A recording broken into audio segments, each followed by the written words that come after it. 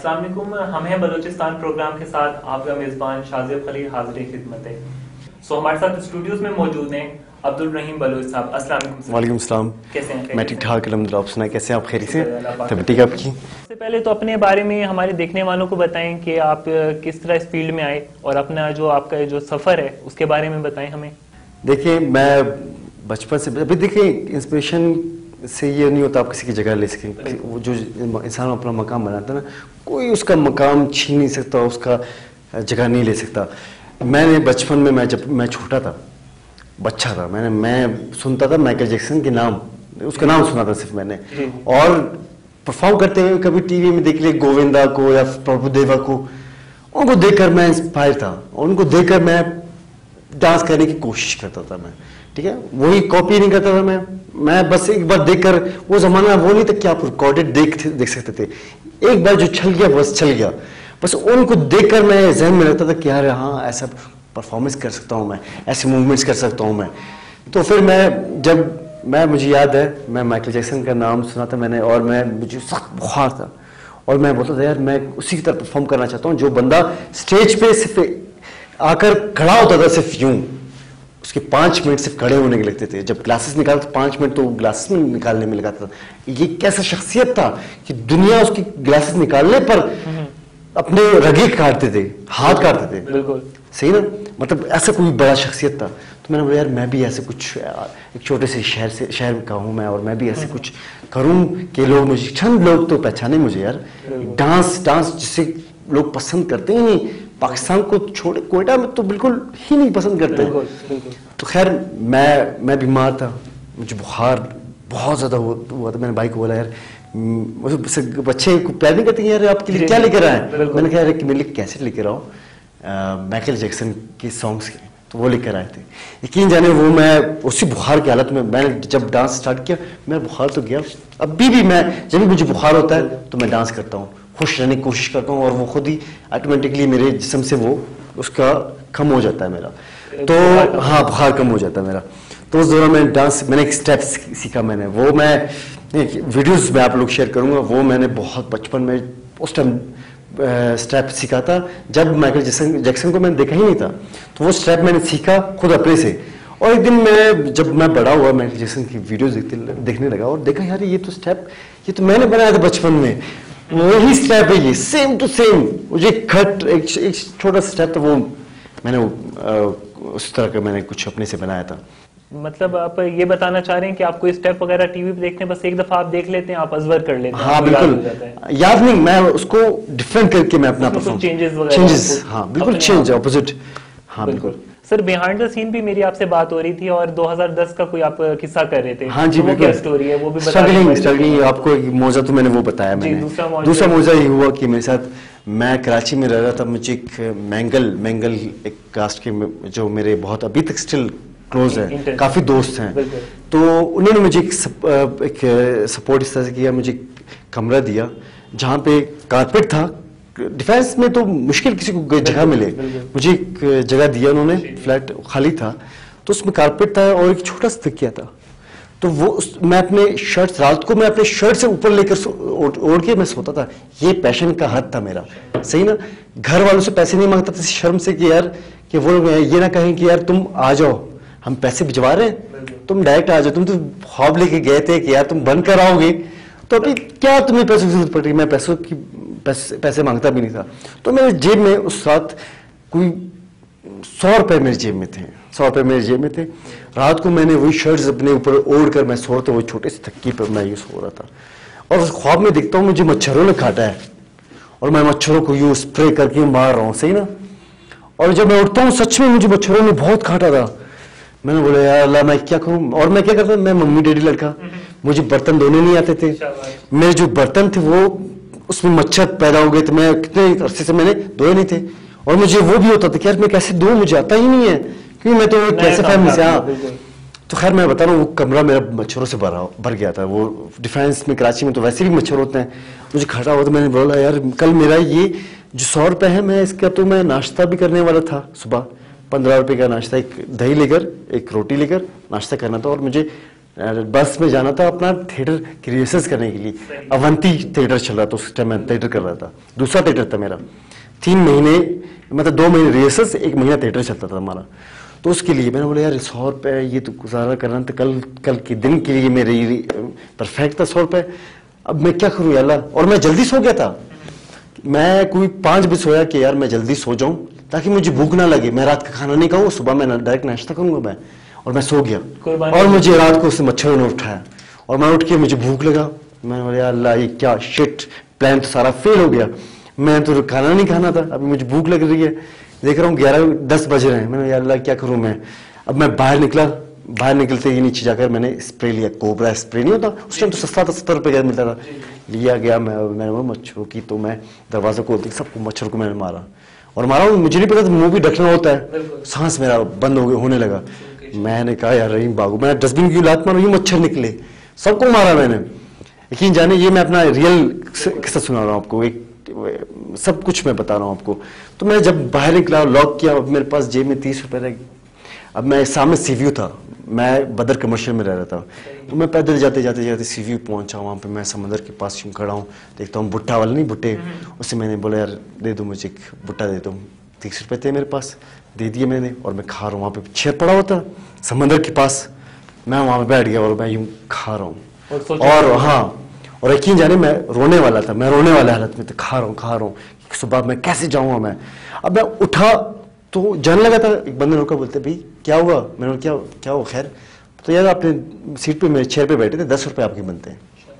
मैंने बोला यार लाई क्या सीन हो, मेरे पास 1 रुपया नहीं है।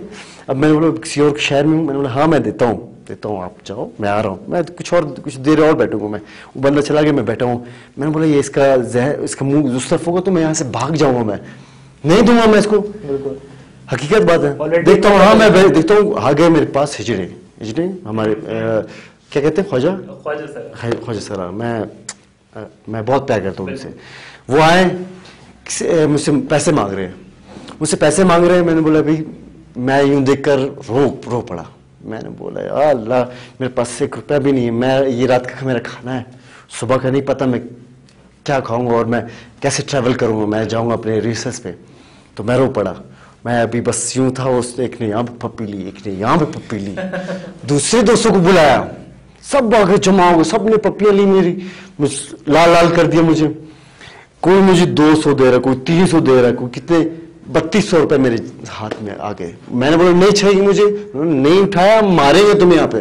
वो थे भी अट्टे कट्टे, इतने बॉडीदार, मैं इतना पत्ता, वो एक मुके का नहीं था उनका मैं। तो मैंने कहा हाँ बस ठीक है, थैंक यू सो मच। उन्होंने दिया मुझे, उन्होंने कहा कि हम यहीं पे होते हैं। मैंने उनको अपना सारा स्टोरी सुनाया कि मैं यहाँ पे आऊँ, स्ट्रगल कर रहा हूँ, मैं इस तरह का आर्टिस्ट हूँ। आज भी मेरे साथ कांटेक्ट में, यकीन जाने आज तक मुझसे कांटेक्ट में, और मैंने उनके लिए बहुत किया, लेकिन वो दौरान जो उन लोगों ने मैंने ये किया, वो उसका हिसाब मैं मरते दम तक नहीं दूंगा, नहीं दे सकता। ये कितनी बड़ी बात है, एक बंदा जो है एंजाइटी, स्ट्रेस और डिप्रेशन का शिकार है और उसको फ्री ऑफ कॉस्ट जो है ना बहुत मिल गया। चले गए। हाँ यकीन जाने मैंने उस टाइम देखा, मैंने बोला अल्लाह वाकई तुम हो, रब ने साथ दिया कहीं ना कहीं से। और यकीन जाने मैं उसी दिन गया, मैं होटल गया, मैंने बोला यार मेरे लिए खाना 2-3 किस्म के डिशेस मैंने मंगवाए और मैंने इतना खाया और मैं बच गई, फिर भी मैं बच गई, मैं लेके गया और मैं इतना खुश था।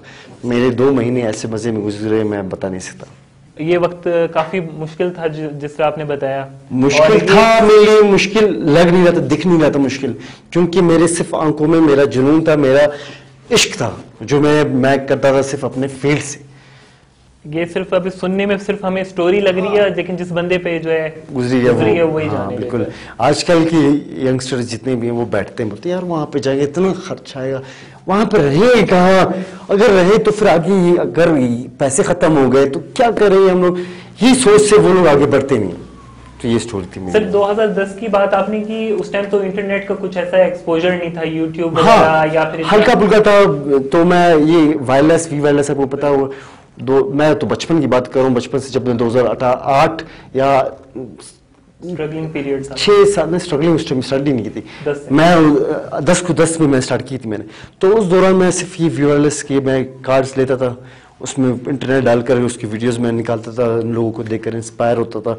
और चैनल आते थे केबल्स में, उस टाइम इंडियन चैनल्स आते थे, अभी तो बंद किए लोगों ने। हमारे ये बीच के दरार पैदा की, हाँ चलो की आप लोगों ने, आपसी आप मुल्क को नफरतें, लेकिन हमारे मुल्क में हमारे यंगस्टर्स, हमारे जितने भी लोग हैं वो सीखते हैं यार। आर्टिस्ट हैं वो लोग, ड्रामा से सीखते हैं, वो नहीं सीखते हैं कि कुछ गलत सीखे, वो सीख रहे हैं, उनको उनसे इंस्पिरेशन मिल रहा है यार। ये तो नहीं आप लोग बंद करके उनको सिर्फ एक पीटीवी तक की हद तक छोड़ रहे हैं आप लोग, एक न्यूज तक स्ट्रेस दे रहे हैं आप लोग, टेंशन दे रहे हैं, न्यूज दिखा रहे हो, यंगस्टर क्या सीखेगा, वो टेंशन ही लेगा ना। आप एंटरटेनमेंट दिखाई नहीं रहे, दे नहीं रहे उनको। एंटरटेनमेंट देंगे तो आपकी यूथ, आपका फ्यूचर है। आप यूथ को इतना बाउंड करके रखोगे तो आपका क्या, हम लोग का खाक फ्यूचर बनेगा? नहीं बनेगा। वो कहते हैं ना कि आर्टिस्ट के लिए कोई बैरियर नहीं होता, आर्ट जो है वो एक हवा में खुले जैसे एक मुल्क है जो मैं बताना चाहता हूँ, वो आर्टिस्ट के ही फैसलों पे चल रहा है। वहां पे कुछ भी स्टेप लेना होता है, कोई मुल्क था, मैं नाम ही भूल गया, और जमाल शाह हमारे एक बहुत बड़े आर्टिस्ट हैं, उन्होंने मुझे बताया था कि वहां पे जो गवर्नमेंट का बड़ा, वो एक आर्टिस्ट से सलाह लेता कि भी क्या करूं मैं आगे। वो सबसे पुरअमन मुल्क है, क्यों जाने। हमारे यहाँ पे सिर्फ टेंशन, लड़ाइयाँ, झगड़े, बॉम्ब ब्लास्ट, ये dish Pakistan India, Pakistan India, what the hell. News channels की जहां तक आपने बात की, मैं खुद सोचता हूँ कि न्यूज चैनल्स को तो बंद होना चाहिए, क्योंकि नहीं बंद नहीं होना चाहिए, क्योंकि न्यूज भी आपके सामने आजकल टेंशन है, टेंशन है। हाँ, न्यूज होना चाहिए, इंसान को इल्म होना चाहिए, हिस्ट्री की, आपके वक्त का पता होना चाहिए। हाँ, न्यूज भी होना चाहिए, लेकिन आपकी इंटरनेट, आप यहाँ पे एक डोज दे रहे हो, आप इसको यहाँ पे भी अच्छा सा डोज होना चाहिए ना, ठीक है। ये नहीं कि सिर्फ ये डोज दे रहे हो, बंदा वो फ्रस्ट्रेशन। आज हमारी यूथ सिर्फ भाग दौड़ कर रही है जॉब्स के पीछे, पढ़ाई के पीछे। यार आपकी और भी फील्ड्स हैं, ऐसे लोग जो अनपढ़ हैं लेकिन करबो कमा रहे हैं, बिजनेस है, आपका बिजनेस भी है, लेकिन मैं ये बहुत डिसहार्ट होकर कह रहा हूँ कि हमारे मुल्क में ये चैनल्स का, जो जितने भी इंडियन चैनल्स हैं, उनमें उन लोगों ने जब बंद किया ना, मैं खत्म हो गया, मेरे गेट्स भी बंद हो गए, मेरे वो जो जोशीलापन था वो भी बंद हो चुका है। मतलब वो खिड़की बंद होते ही वो जो खूबसूरत नजारे थे वो आप पे बंद हो गए, जो मैं देखकर मैं इतने हद तक पहुंचा मैं अपनी लाइफ में, यकीन जाने मैं उन्हीं को देखकर मैं इतना आगे निकला हूं, वरना वो ना होते, यही सीन वो शुरुआत से होता, मैं कहाँ नहीं होता, नहीं आगे बढ़ता मैं। बंदा कहीं ना कहीं कुछ ना कुछ सीख रहा होता है वहां से, और कुछ ना कुछ नया उसको देखने को मिल रहा है। मुझे जब मैं बैठा हुआ था मैं कंप्यूटर के सामने, तो उसमें मैं ABCD का टीजर देख रहा था, ट्रेलर भी नहीं, टीजर देख रहा था। तो मैं रो पड़ता हूँ, मैं बोलता हूँ यार अब इनको तो वही, जैसे मुझे एक रियलिटी शो मिला, जैसे नचले हो गए, उनको भी एक डांस, इंडिया डांस मिला था, तो उसके बिहाफ पे उनको एक फिल्म भी मिला ABCD। तो मुझे कब मिलेगा? तो यकीन जाने एक हफ्ते बाद मुझे कॉल आता है फिल्म के लिए, डांस कहानी के लिए। तो डांस कहानी मैंने किया, उसमें मैंने बहुत मेहनत की, उधर मैंने एक्टिंग भी सीखी। फिर उसके बाद मुझे दूसरा प्रोजेक्ट मिला, रिवेंज ऑफ द वर्थलेस, दूसरी फिल्म मेरी। देखिए मॉडलिंग में ये होता है, आपकी तीन वेज होते हैं आपकी। एक फैशन फील्ड हो गया आपका, एक ब्रांड फील्ड हो गया आपका, एक रैंप फील्ड हो गया आपका, जिसमें आप रैंप कर रहे होते हो। उसमें हाइट 6 से अबव ज़रूरत होता है। तो उसकी जो हमारे जितने भी, मैं कहना चाहता हूँ यूथ है जो कहते हैं यार मैं रैंप करूँगा, आपकी हाइट 6 फुट से ऊपर है तो आप ख्वाब देखें और उसके लिए आप मेहनत भी करें। उससे कम है तो आप बिल्कुल भी ना देखिए उसकी ख्वाब।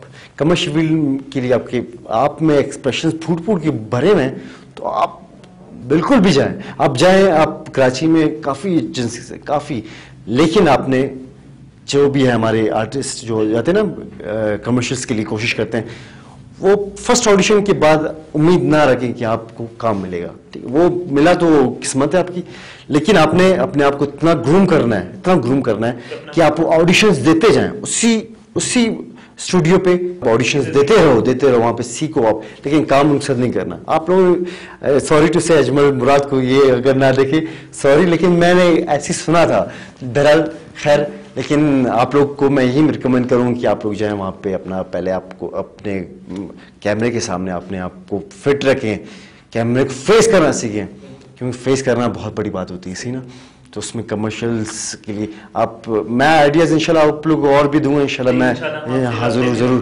ठीक है जनाब, इसी प्रोग्राम के साथ अपने मेज़बान शाज़िब खलील को दीजिए इजाज़त, इस वादे से यकीन के साथ कि अगर वक्त ने की वफ़ा और सांसों ने दी इजाज़त तो इंशाल्लाह आपसे मुलाकात होगी नेक्स्ट प्रोग्राम में।